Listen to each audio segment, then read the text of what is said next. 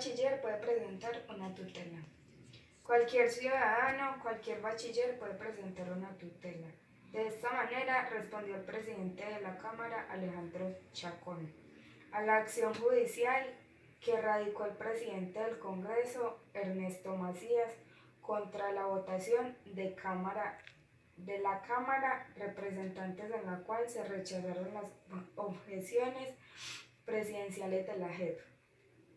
El argumento del presidente del Senado se fundamenta en algunos artículos de la Constitución que indican que cuando un proyecto de la ley es objetado por el jefe del Estado, como sucedió en este caso con la ley estatutaria de la Jurisdicción Especial para la Paz, la JEP, debe regresar a la Cámara de origen, en este caso el Senado.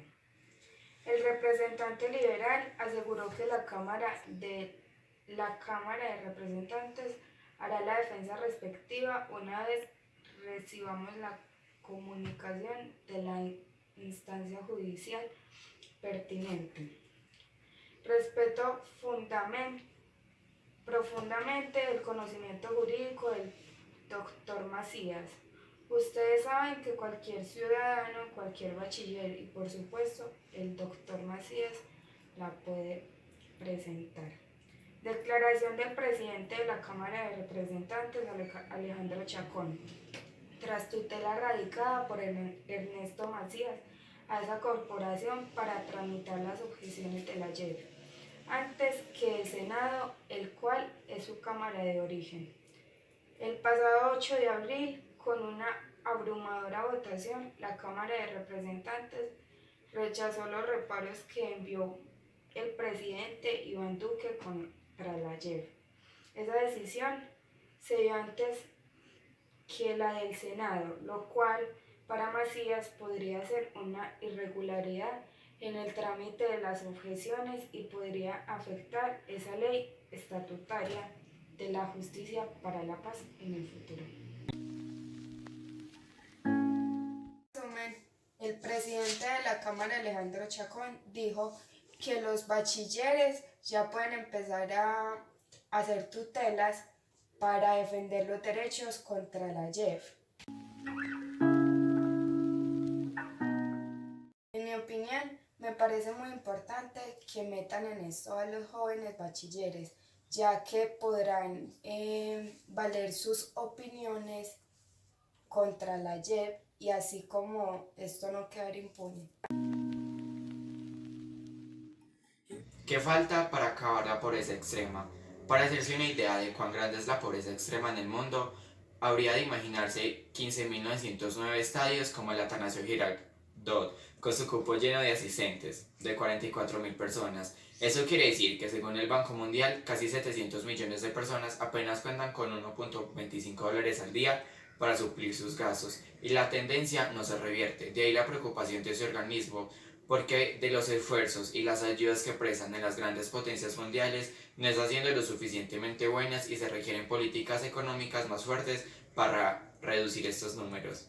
El recién posicionado presidente de ese organismo multilateral, David Malpass, dijo que las actuales tensiones comerciales, así como los conflictos civiles y regionales, además del abandono estatal, se convierten en las razones para pensar que el fenómeno está lejos de encontrar un punto de quiebre y se fortalece. Esto es muy preocupante porque amenaza el logro del objetivo primordial del Banco Mundial de poner en fin a la pobreza extrema para el 2030. Para este año, casi 9 de cada 10 personas extremas pobres serán africanas y la mitad de los pobres en el mundo vivirá en situaciones de conflicto y fragilidad. En ese sentido, uno de los objetivos que tienen que ver con las políticas monetarias para la población más joven incluyen condiciones básicas y facilidades de acceso y estudio y alimentación. Más de 2.600 millones de personas no tienen acceso a un retrete adecuado o agua limpia. El saneamiento deficiente causa 1.6 millones de muertes cada año y contribuye al retraso del crecimiento infantil. En Colombia tiene un camino por recorrer, aunque se han logrado avances representativos. Sin embargo, de pobreza extrema de octubre del año pasado, elaborado por el Banco Mundial, situó el país como el 70 entre 164, lo que representó que 2,2 millones de colombianos hacen parte de esa pobreza. La política inclusiva son las que piensan primero en las vulnerables, antes que en robustecer las necesidades de los más grandes. De ahí la necesidad de llevar a cabo planes reales para mejorar condiciones de salud, por ejemplo, o el acceso de obra joven y las mujeres de sectores más productivos del país, informa Raúl Ávila, profesor de Economía en la Universidad Nacional. Finalmente, será muy importante lo que hagan las economías emergentes para mitigar el impacto financiero que genera un endeudamiento poco controlado. En las cuentas, el Banco Mundial pide a los países en vía de desarrollo que lideren políticas para mujeres y niños, ya que ellos son los más afectados en ese tipo de pobrezas. En mi opinión, hay que hacer muchos proyectos inclusivos y también recaudaciones a nivel mundial para que se puedan suplementar las economías básicas de las familias, para que no quede tan difícil su suplementación básica, tanto generando empleos para personas desempleadas y la alimentación básica que necesitan los niños que están en proceso de crecimiento. También abastecer las aldeas africanas, que es donde necesitan más ayudas y son mucho más pobres, porque es donde está la masa de pobreza en el mundo.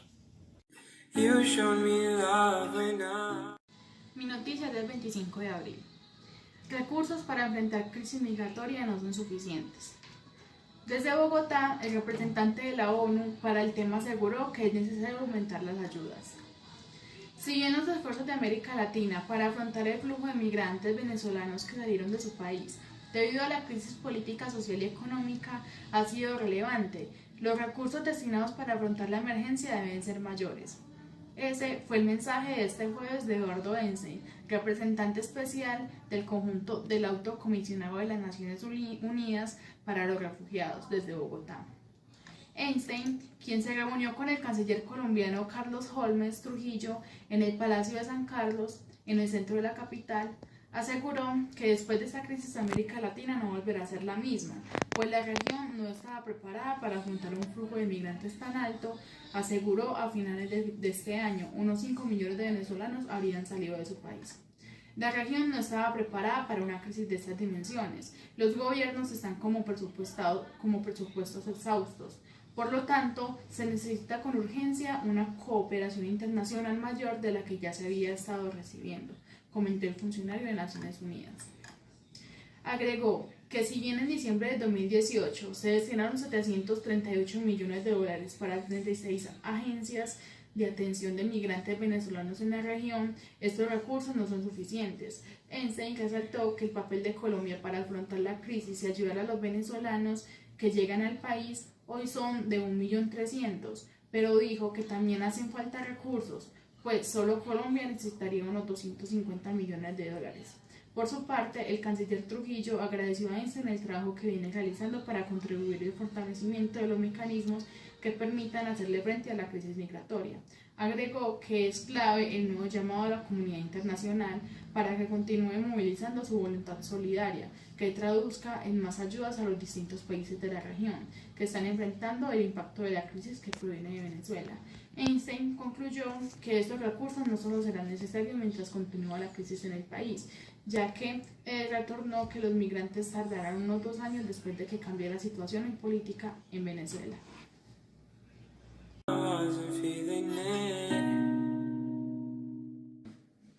Fernando Said y Carlos Trujillo se reunieron en el Palacio de San Carlos, en el centro de la ciudad de Bogotá, para resolver una problemática que se está viendo últimamente, y es que los recursos para los migrantes venezolanos se están acabando y esta es una crisis que se está viendo últimamente aquí en América Latina. Para eso se reunieron ellos dos para así requerir ayudas para que los recursos puedan aumentar y que los venezolanos no tengan cómo sobrevivir y no ameritar a vivir en las calles, y para así mejorar esas crisis que ellos personalmente tienen.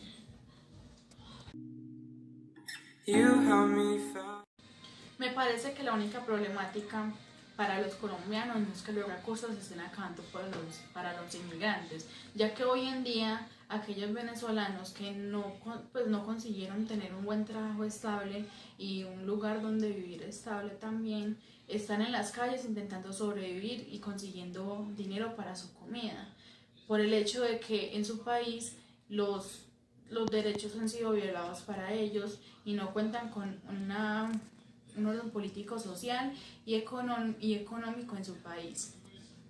Me parece muy bien que ellos dos se hayan reunido y hayan intentado resolver las cosas y la decisión que se tomó de pedir ayuda para que los recursos para ellos sean suficientes, me parece una decisión excelente, ya que no habrán tantas personas sufriendo en la calle.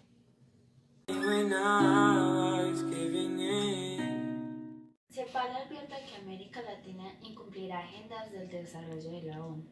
La Secretaría General Alicia Bárcena adelantó en una conferencia de prensa que metas como el acceso de la población mundial, el agua de las fuentes seguras, la preservación de la biodiversidad o la limpieza de los océanos no se podrá cumplir.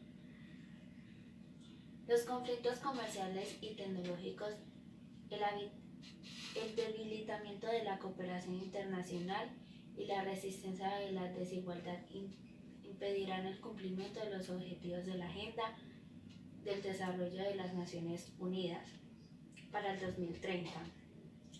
El mundo actual es muy distinto, más difícil y más complejo que en el 2015, cuando se aprobaron los Objetivos del Desarrollo para el 2030, advirtió la máxima responsable de la Comisión Económica para América Latina, CEPAL, que analizó en Santiago para los países de la región de avances en dichas agendas un conjunto de 17 objetos y 1.609 metas de tipo económico, social y ambiental.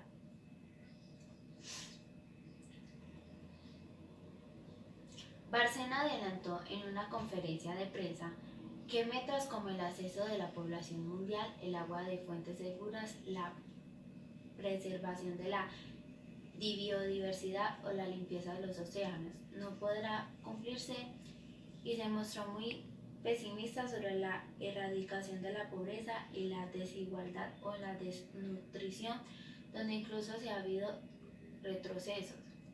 El incumplimiento se debe sobre todo al bajo del crecimiento de la región, que no va a crecer más allá del 1,3% del PIB este año, y la falta de inversión de la economía productiva necesaria para generar empleo y riqueza, explicó Bárcena.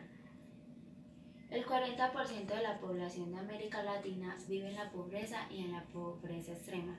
Según el CEPAL, aunque en las zonas rurales e indígenas están estadísticamente aumentadas hasta un 20%. En CEPAL dijo que analizó también el costo de un ingreso básico ciudadano, focalizado en los jóvenes y en la particular en las mujeres, para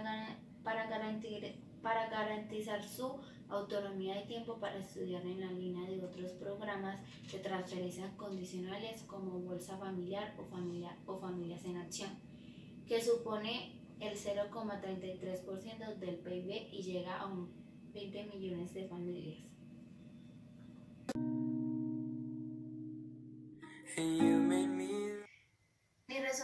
Mi noticia trata que la secretaria general Bárcena dijo en una conferencia que la población mundial sobre las aguas contaminadas y los océanos, el comercio y la tecnología y la pobreza extrema.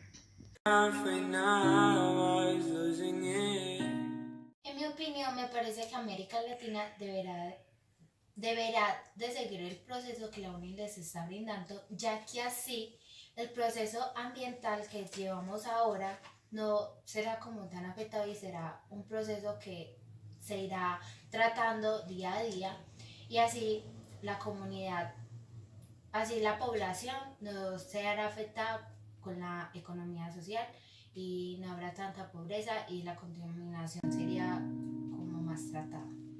'Cause you are the reason why I'm still hanging on. reason why my heart is still above water. And if I could, I'd get you the moon.